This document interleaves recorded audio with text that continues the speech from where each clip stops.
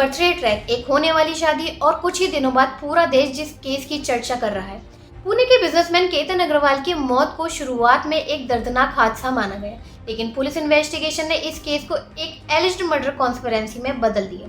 आखिर 18 जून को लोहागढ़ फोर्ट पर हुआ क्या था, पुलिस को कौन कौन से सबूत मिले और 2 जुलाई तक इन्वेस्टिगेशन किस मोड़ पर पहुंच चुकी है। 26 साल के केतन अग्रवाल की फरवरी 2026 में सिया गोयल के साथ सगाई हुई थी। दोनों की शादी नवंबर 2026 में होने वाली थी, लेकिन इन्वेस्टिगेशन के दौरान पुलिस ने दावा किया कि सिया और चेतन चौधरी एक दूसरे के करीब थे। केतन के पिता ने भी मीडिया से बात करते हुए कहा कि उनके बेटे ने पहले भी सिया और चेतन की नजदीकियों को लेकर चिंता जाहिर की थी। हालांकि इस दावे की पुष्टि कोर्ट में भी होना बाकी है।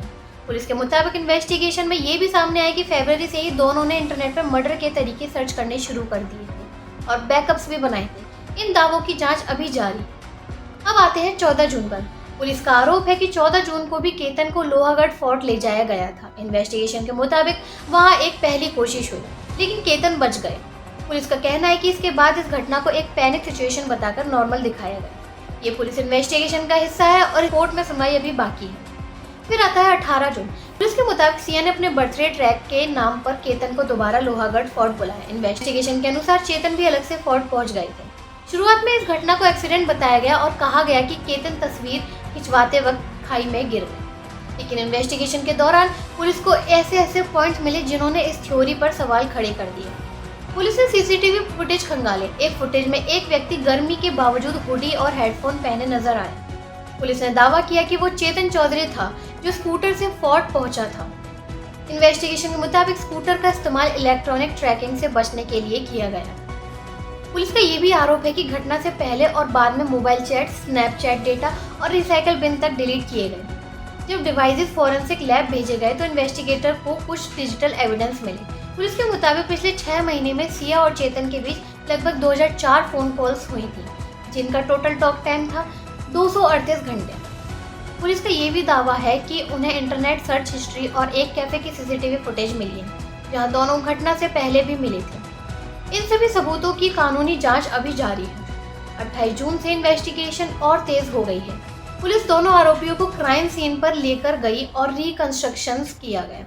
डमी का इस्तेमाल करके पुलिस ने घटना को समझने की कोशिश की। 1 जुलाई को चेतन के साथ भी रिकंस्ट्रक्शन किया गया।